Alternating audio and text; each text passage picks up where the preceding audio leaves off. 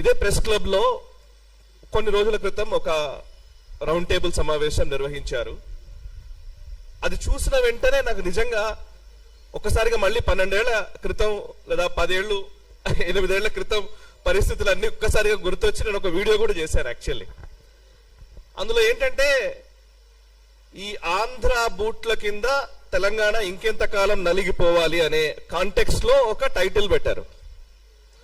12 సంవత్సరాల తర్వాత మనం మాట్లాడుతూ ఉంటే దానికి నిజంగా ఆ రౌండ్ టేబుల్ సమావేశంలో నేపథ్యం ఏంటి, అసలు సడన్ గా తెలంగాణకు ఆంధ్రాకు గొడవ ఏంటి, తెలంగాణ వర్సెస్ ఆంధ్ర అనే కోణం ఎందుకు వచ్చింది, ఇది నాకు అసలు వచ్చిన ఫస్ట్ ప్రశ్న. దానికి ఏంటంటే నేపథ్యం ఏంటి అని అంటే కనుక ఒక ప్రొఫెసర్ నాగేశ్వర్ గారు చేసిన వ్యాఖ్యలు, ఆ వ్యాఖ్యలకు జనసేన పార్టీ లేదా తెలుగుదేశం పార్టీ నుంచి వచ్చినటువంటి రియాక్షన్స్ అనంతర కాలంలో ఏదో ఒక తెలంగాణ వర్సెస్ ఆంధ్ర అన్న కోణంలోకి మారిపోయింది. నిజానికి ఆ వ్యాఖ్యలు చేసినట్టు నాగేశ్వర్ గారే వ్యాఖ్యలు వెనక్కి తీసుకుంటానని ప్రకటించారు. వ్యాఖ్యలు వెనక్కి తీసుకుంటానని ప్రకటించిన తరువాత ఒక రౌండ్ టేబుల్ పెట్టి తెలంగాణ వాళ్ళ మీద దౌర్జన్యం ఏంటి అనే, అసలు తెలంగాణకి ఆంధ్రకి గొడవ ఏంటి, ప్రొఫెసర్ నాగేశ్వర్ గారు ఎందుకు వచ్చారు దీంట్లోకి, ఇక్కడ నాకు అసలు కొంచెం కన్ఫ్యూజ్ అయింది. ఎందుకు అంటే నేను గతంలో హెచ్ఎం టీవీలో పనిచేశాను. తెలంగాణ ఉద్యమం పీక్స్ లో ఉన్న టైంలో తెలంగాణ వాదిగా లేదా వాదాన్ని వినిపించే వ్యక్తిగా, ఇంకా చెప్పాలంటే అసలు మీడియాలోకి వచ్చే కొత్తల్లోనే అనేక వివక్షలకు గురైనాం మేము. తెలంగాణ ప్రజలు వివక్షలకు గురైన మాట వాస్తవం. దీన్ని ఫస్ట్ మనం అంగీకరించి మిగతా డిస్కషన్ మనం చేద్దాం. ఎందుకు అనంటే అసలు తెలంగాణ నుంచి వచ్చిన వ్యక్తికి వీడికి తెలుగు భాషనే రాదు, వీడు అసలు ఏం న్యూస్ చదువుతాడు అన్న రోజులు నాకు తెలుసు. నా ముఖం మీదనే చెప్పిన రోజులు కూడా నాకు తెలుసు. ఈ సోకాల్డ్ మాటలు మాట్లాడింది ఎవరో ఆంధ్ర వాళ్ళు అని వదిలేయడానికి వీల్లేదు. వాళ్ళంతా పక్కా కమ్యూనిజం నుంచి వచ్చినటువంటి జర్నలిస్టులే ఈ మాటలు అన్నది. నేను చాలా స్పష్టంగా చెప్తున్నాను. మామూలుగా న్యూట్రల్ గా ఉండే జర్నలిస్టులే అనలే నన్ను. బట్ అఫ్ కోర్స్ దాన్ని ఛాలెంజ్ గా తీసుకున్నాము, అధిగమించే ప్రయత్నం చేశాము, డిక్షన్ ఇంప్రూవ్ చేసుకున్నాము, ఒక దశకు వచ్చాం. నేను 2013లో సిడబ్ల్యూసి ప్రకటన వచ్చింది జూలై 31 రోజున, నాకు గుర్తుంది. జూలై 31 రోజు సిడబ్ల్యూసి తెలంగాణకు అనుకూలంగా ప్రకటన చేసిన రోజు లైవ్ లో కూర్చున్నాను నేను 10 టీవీలో. ఆ టైంలో 10 టీవీ యాజమాన్యము సిపిఎం పార్టీకి పెట్టినటువంటి ఛానల్ అది. అక్కడ కమ్యూనిస్ట్ పార్టీ సిపిఎం పార్టీ సమైక్యవాదానికి కట్టుబడి ఉంది, వాళ్ళు సమైక్యవాదమే ఉండాలని అన్నారు. అండ్ దానికి మేనేజింగ్ డైరెక్టర్ గా అప్పుడు ప్రొఫెసర్ నాగేశ్వర్ గారు పనిచేశారు. నాకు తెలిసి 2013-14 టైంలో ఏపీ ఎన్జిఓల సభ నాకు చాలా గుర్తుంది. ఏపీ ఎన్జిఓలు ఇక్కడ సభ నిర్వహించినప్పుడు ఎల్బీ స్టేడియం దగ్గర ఒక సమైక్యవాది ఒకడు ఇలా ఆ పక్కన అసెంబ్లీని వాటిని చూపించుకుంటూ ఇట్లా గొంతు కోస్తారని చెప్తున్నటువంటి విజువల్ ని పదే చూస్తూ బాధపడ్డ రోజులు తెలుసు. దాన్ని రిపోర్ట్ చేసిన రోజులు కూడా నాకు గుర్తున్నాయి. ఆ రోజులు ఉన్న ఎమోషన్స్ చాలా సీరియస్, ఒక పీక్స్ లో ఉన్న ఎమోషన్స్ లో ఉన్నప్పుడు ఇందాక ప్రసాద్ గారు అంటున్నారు, నిజంగా ఆ రోజులు ఉన్న పరిస్థితులను మేము మా అనుభవాలు మాకు గుర్తొస్తుంటే కూడా ఒక్కోసారి అనిపిస్తుంటది, ఒక చారిత్రక సందర్భంలో మనం ఉన్నాం కదా అని. ఆ టైంలో ఓవైపు కేసీఆర్ సభ వస్తున్నా, ఓవైపు తెలంగాణ సభలు ప్రొఫెసర్ కోదండరామ్ గారు, అప్పుడు ప్రొఫెసర్ జయశంకర్ గారు వీళ్ళు మాట్లాడుతున్నటువంటి సభల్ని తక్కువ నిడివి ఇచ్చి, ముఖ్యంగా సమైక్యవాదానికి ఎక్కువ నిడివి ఇచ్చినటువంటి ఛానల్ గా 10 టీవీకి ఆ రోజుల్లో ముద్ర ఉంది తెలంగాణ ప్రజల్లో. ఇవాళ ఏం మాట్లాడుతున్నాం మనం, తెలంగాణ వాది ఎప్పుడయ్యారైనా? నాకు ఇది అర్థం కాలే. రెండోది, తెలంగాణ వాదమే నిజంగా ఈ రోజు గొడవ కాదు. వాళ్ళ దృష్టికోణం వేరు. ఎప్పుడైనా సరే వాళ్ళు ఒక విలన్ ని తయారు చేస్తూ ఉంటారు. కమ్యూనిస్ట్ సిస్టమ్ అంతా కూడా మొదటి నుంచి మనం అబ్జర్వ్ చేస్తే ఒక విలన్ ని తయారు చేస్తారు. ఆ విలన్ ని చూపించి మొత్తం ఆటంతా ఆడుతూ ఉంటారు. వాళ్లకు విలన్ ఎవరు అని అంటే గనక మొదటి నుంచి కూడా వాళ్ళు కొంతకాలం పాటు బ్రిటిషర్ల దౌర్జన్యాలన్నింటినీ వైట్ వాష్ చేయడం కోసం హిట్లర్ అయిన తోని తీసుకొచ్చి పెట్టారు. హిట్లర్ ను మించిన మారణ హోమం సృష్టించిన వ్యక్తి నిజాం.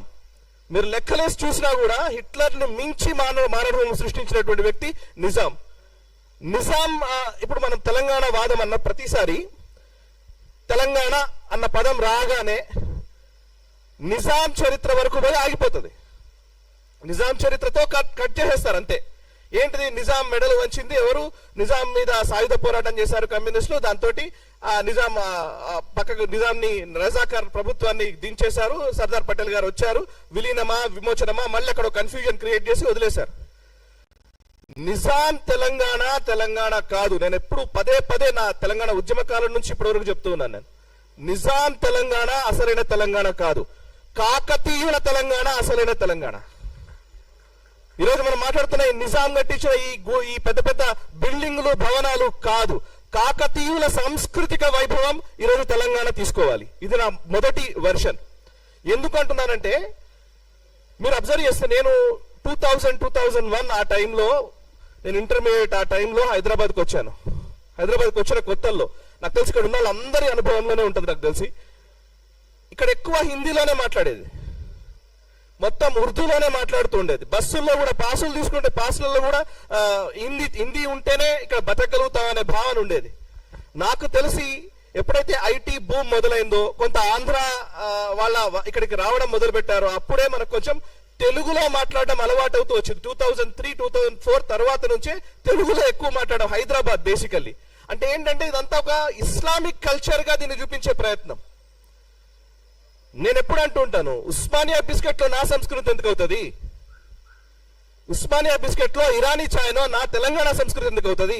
అయితే గీతే సర్వపిండి నా సంస్కృతి అవుతుంది. కానీ ఈ మాట నేను పదే పదే అంటే ఏంటంటే, కావాలని ఒక ఇస్లామిక్ వాదనని తెలంగాణలో జొప్పించి అదే తెలంగాణ అనే కోణంలోకి దాన్ని తీసుకొచ్చి నిజాం చాలా గొప్పవాడని కీర్తించినటువంటి నా దాఖలాలు కూడా మనకు తెలుసు.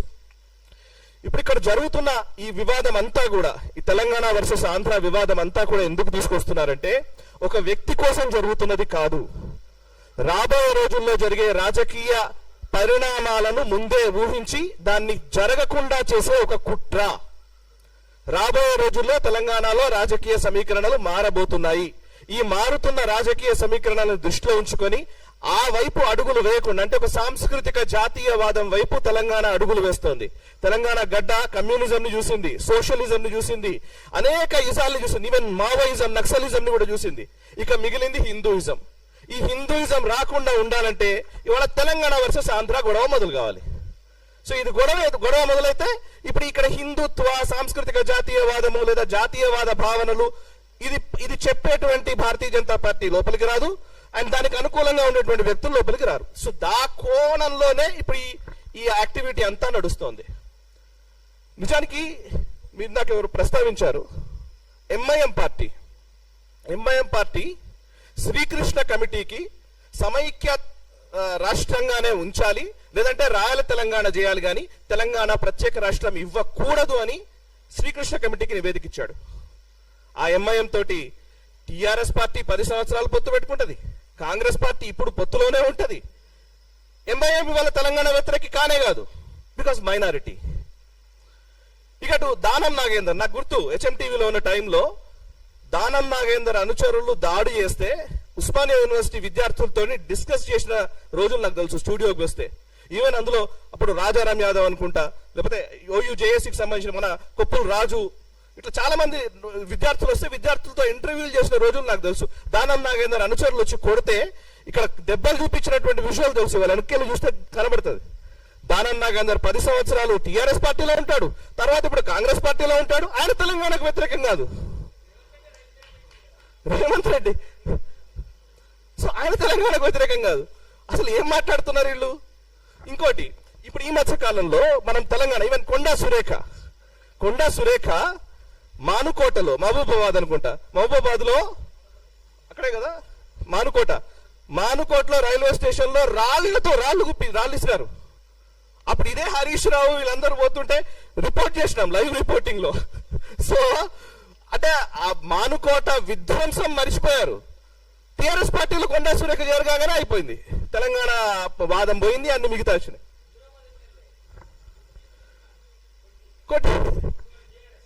సో ఎవరికి చెప్తున్నారు తెలంగాణ వాదము? ఎవరు వినాలే? ఎందుకు ఇది నాకు అర్థం కావట్లేదు. సరే, ఇప్పుడు నేను 12 సంవత్సరాల తర్వాత ఇవాళ మళ్ళీ మనం తెలంగాణ ఉద్యమము, మళ్ళీ ఆ సమైక్యవాదులకు ఇవన్నీ తీసుకురావాలని నేను అనట్లే. సమస్య ఏంటంటే, ఒక ప్రొఫెసర్ చేసిన వ్యాఖ్యలని ఇవాళ తెలంగాణ వర్సెస్ ఆంధ్ర వైపు ఎందుకు తీసుకెళ్తున్నారు? ఆ వ్యాఖ్యలు ఆయన్నే వెనుక తీసుకున్నాడు అంటే, నేను ఇందాక చెప్పిన కాన్స్పిరసీ, రాబోయే రోజుల్లో జరిగే కుట్రల్ని బేస్ చేసుకుని జరుగుతున్నటువంటి ప్రయత్నం ఇదంతా. ఇక చివరిగా కమ్యూనిస్ట్ పార్టీలు తెలంగాణ ఉద్యమానికి లేదా తెలంగాణ రాష్ట్రం ఏర్పడాలని సిపిఐ ఏమో సపోర్ట్ చేస్తుంది, సిపిఎం ఏమో సమైక్యవాదం అంటది, తెలంగాణకు వ్యతిరేకంగా స్టేట్మెంట్ ఇస్తుంది. సిపిఐ గతంలో ఎమర్జెన్సీకి సపోర్ట్ చేసిన సిపిఐ ఎమర్జెన్సీ ఇందిరాగాంధీ విధించినప్పుడు ఎమర్జెన్సీకి బాహాటంగా సపోర్ట్ చేసినటువంటి communist party of India CPI ఈరోజు ప్రజాస్వామ్యం గురించి, రాజ్యాంగం గురించి మాట్లాడుతుంది. వాళ్ళు మాట్లాడొచ్చు, ఏం కాదు. మావోయిస్టులు అసలు రాజ్యాంగమే ఉండకూడదు, బూర్జువా రాజ్యాంగం అని చెప్పినటువంటి నాయకులు. బూర్జువా రాజ్యాంగం ఇది, ఈ రాజ్యాంగం పనికిరాదు, ఈ రాజ్యానికి వ్యతిరేకంగా కొత్త రాజ్యం క్రియేట్ చేయాలి, అది విప్లవం ద్వారానే సాధ్యపడుతుందని చెప్పినటువంటి మావోయిస్టులు వరవరరావు గారిని అరెస్ట్ చేయగానే మాకు మానవ హక్కులు ఉన్నాయంటారు. మానవ హక్కులు ఎక్కడ ఉంటాయండి? రాజ్యాంగంలో ఉంటాయి. రాజ్యాంగం కల్పించిన హక్కులు కావాలి, కానీ రాజ్యాంగానికి విరుద్ధంగా పోరాడతారు. ఇంత హిపోక్రసీ, ఇది ఒక ద్వంద్వ ప్రమాణాలతో కూడినటువంటి ఈ హిపోక్రసీని పదే పదే పదే పదే తెలంగాణ ప్రజలకు రుద్దే ప్రయత్నం జరుగుతోంది. ఈ రుద్దుతున్న ఈ విషయాన్ని ప్రజలకు తెలియజేయాల్సిన బాధ్యత మనందరి పైన ఉంది. ఆ ప్రయత్నం చేస్తున్నందుకు ఫస్ట్ అభినందనలు. ఇక చివరిగా పొలిటికల్ ఈక్వేషన్స్ చూద్దాం. 2009 ఎన్నికలలో టిఆర్ఎస్, టిడిపి, అదేవిధంగా కమ్యూనిస్టులు అందరూ కలిసి పోటీ చేస్తారు. తెలుగుదేశం పార్టీ చంద్రబాబు నాయుడుతో 2009లో పోటీ చేస్తే తప్పులేదు. 2004కు వచ్చేసరికి బీజేపీతో జతగట్టేసరికి తెలుగుదేశం పార్టీ కథం అయిపోయింది, అంటరాని పార్టీ అయిపోతుంది. ఓకే, 2018కి వచ్చేసరికి ఇదేదో కాంగ్రెస్ పార్టీ మాత్రమే. 2018లో కాంగ్రెస్ పార్టీ, తెలుగుదేశం పార్టీ, కమ్యూనిస్టులు, ప్రొఫెసర్ కోదండరామ్ గారి పార్టీ, తెలంగాణ జన సమితి, టీజేఎస్ పార్టీ, వీళ్ళందరూ కలిసి మహాకూటమి కట్టారు. 2018లో మన వెనక్కి చూస్తే మనకు ఇమేజెస్ కూడా కనబడతాయి, ఆ ఇంటర్నెట్ లో ఇప్పటికీ ఉన్నాయి. ఉత్తమ్ కుమార్ రెడ్డి గారు, మల్లు భట్టి విక్రమార్క గారు, అటు ప్రొఫెసర్ కోదండరామ్ గారు, ఈవెన్ రాహుల్ గాంధీ, చంద్రబాబు నాయుడు గారు, వీళ్ళందరూ కలిసి ఒకటే స్టేజ్ మీద ఉంటారు 2018లో. 2018లో తెలంగాణ వాదం లేదా? ఇవాళ మాత్రం తెలంగాణ వాదం వచ్చిందా? అంటే మనకు అవసరమైనప్పుడు ఒకలాగా, మనకు అవసరం కానప్పుడు ఒకలాగా. సో ఈ పంథాలోకి ప్రజల్ని తీసుకెళ్ళి వాళ్ళకి ఎప్పుడు అనిపిస్తే అప్పుడు, అంటే ఆడ్ డే ఈవెన్ డే అంటుంటారు, వాళ్ళకి అనిపించిన రోజు ఒకలాగా, వాళ్ళకి అనిపించిన రోజు ఒకలాగా. సో ఇప్పుడు మనం ఏమైనా మాట్లాడారు, మీరు తెలంగాణ ద్రోహులు, లేదంటే మీరు ఆంధ్ర ద్రోహులు. ఈవెన్ ఆంధ్రాలో కూడా ఇదే పరిస్థితి. ఏమైనా ఎక్కువ మాట్లాడారు, మీరు ఆంధ్ర ద్రోహి. సో వాళ్ళ వైఫల్యాల్ని కప్పిపుచ్చుకోవడం కోసం మనకు ఒక కొత్త పదాలని క్రియేట్ చేసి దాన్ని విలన్ గా, అట్లాంటి వ్యక్తుల్ని విలన్లుగా చూపించి వాళ్ళ పబ్బం వాళ్ళు గడుపుకుంటున్నారు. మిత్రులారా, ఈ సందర్భంగా ఒకే ఒక మాట, కశ్మీర్ విషయంలో మనం చూసాం. నిన్న పవన్ కళ్యాణ్ గారు అన్న మాటని వీళ్ళందరూ ఏం చేస్తున్నారంటే తెలంగాణ వాదం ఉగ్రవాదమా అలా ఎలా అంటారని వ్యాఖ్యలు చేస్తున్నారు. నేను చాలా సింపుల్ గా చెప్పాలనుకున్నా. మొట్టమొదట కశ్మీరీ వాదం కూడా కశ్మీర్ వేరు, కశ్మీరియత్ అనే ఒక మాట నుంచే పుట్టింది. కశ్మీరియత్ వేరు, ఈ భారతదేశానికి కశ్మీరియత్ కి డిఫరెన్స్ ఉంది అనే మాటతోటే అది పుట్టింది. పుట్టిన తర్వాత దాన్ని రాజకీయ పార్టీలు దాన్ని అలాగే పెంచి పోషించాయి. ఆర్టికల్ 370 పెట్టి, 35 ఏళ్ళు పెట్టి, మీరు వేరు మేము వేరు అనే భావనని ఒక 50 ఏళ్ళు క్రియేట్ చేశారు. 1980-90లకు వచ్చేసరికి మారణ హోమం సృష్టించారు, కాశ్మీరీ హిందువుల్ని తరిమేశారు. కవిత సపోర్ట్ చేసింది. ఎస్, ఇదే కవిత కశ్మీర్ ని ఎలాగైతే మీరు భారతదేశం తీసుకుందో అట్లా తెలంగాణలో మీరు ఎక్సీడ్ చేశారన్నామే స్టేట్మెంట్. మీరా? ఓకే. సో వీళ్ళందరూ వాళ్ళకు అనిపించిన కశ్మీర్ లో కూడా ఇట్లాంటి భావనే వచ్చిన సందర్భాలు ఉన్నాయి. ఇందాక మిత్రుడు మంచి మాట చెప్పారు. మనము ఒక విషయాన్ని ఏం చేస్తారంటే, వాళ్ళకి అవసరమైనప్పుడేమో కులాన్ని తీసుకొస్తారు, అవసరం లేనప్పుడు కులాన్ని తీసుకురారు. ఫర్ ఎగ్జాంపుల్, బంగ్లాదేశ్ లో హిందువుల మీద దాడులు జరుగుతున్నాయి, పాకిస్తాన్ లో హిందువుల మీద దాడులు జరుగుతున్నాయి. అక్కడ హిందువులు అంటారు, ఎందుకంటే తెలివిగా అక్కడ నిజానికి ఈరోజు దాడులకు గురవుతుంది దళితులు, బడుగు బలహీన వర్గాలకు చెందిన వాళ్ళు చాలా మంది వాళ్ళ దాడులకు గురవుతున్నది. అక్కడ పాకిస్తాన్ వాళ్ళు అక్కడే మగ్గిపోయారు. కొంచెం అగ్ర కులాలకు చెందిన వాళ్ళు వీళ్ళు బయటకు వచ్చేసారు, అంతో ఎంతో డబ్బులు కొంత కూడగట్టుకున్నారు, ఏదో చేసి వచ్చేసారు. బట్ అక్కడ నిలిచిపోయిన వాళ్ళంతా వాళ్ళే. జోగేంద్రనాథ్ మండల్ ఉదాహరణ. జోగేంద్రనాథ్ మండల్ గారు ఇలాగే అంబేద్కర్ గారు లాగా ఆయన పాకిస్తాన్ కి సపోర్ట్ చేశారు, దళిత నాయకుడు, బంగ్లాదేశ్ కి సంబంధించి ఆయన అక్కడ వెళ్ళిన వ్యక్తి. 1950కి వచ్చేసరికి ఊచకోతలు కోయడంతో ఆయన వచ్చి మళ్ళీ కోల్కతాలో సెటిల్ అయ్యారు. సో దళితుల పైన జరుగుతున్నటువంటి దాడుల విషయం వస్తేనేమో, పాకిస్తాన్ లో మైనారిటీలు ముస్లింలు చేసే దాడులు వచ్చినప్పుడేమో హిందువులు ముస్లింలు అదొక ఇరు వర్గాల ఘర్షణ. ఇక్కడ మాత్రం అగ్రవర్ణాలు దళితులపై ఊచకోతలు. So selective approach. ఈ సెలెక్టివ్ అప్రోచ్ తోటే ఇవాళ తెలంగాణ వర్సెస్ ఆంధ్ర అనే ఒక లేని అంశాన్ని తెరపైకి తెచ్చారు. దీన్ని మనం ముక్త కంఠంతో ఖండించాలి. భారత్ మాతాకి జై. తెలంగాణ ఉద్యమం ఏ ఒక్కరి సొత్తో కాదు.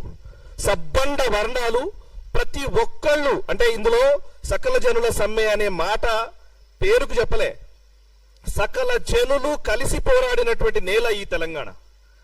ఈ తెలంగాణ గడ్డ మీద ఎవడైనా తప్పు చేస్తే ఇక్కడనే బొంద పెడదాం, బయటోడు తప్పు చేస్తే పొలిమేరలు దాటేదాకా తరిమి కొడదామని కాళోజీ గారు చెప్పారు. ఎస్, ఆ స్ఫూర్తి వాళ్ళకి కావాలి. ఇక్కడున్నోడు తప్పు చేస్తే ఇక్కడనే బొంద పెట్టే పరిస్థితులు కూడా రావాలి. Thank you.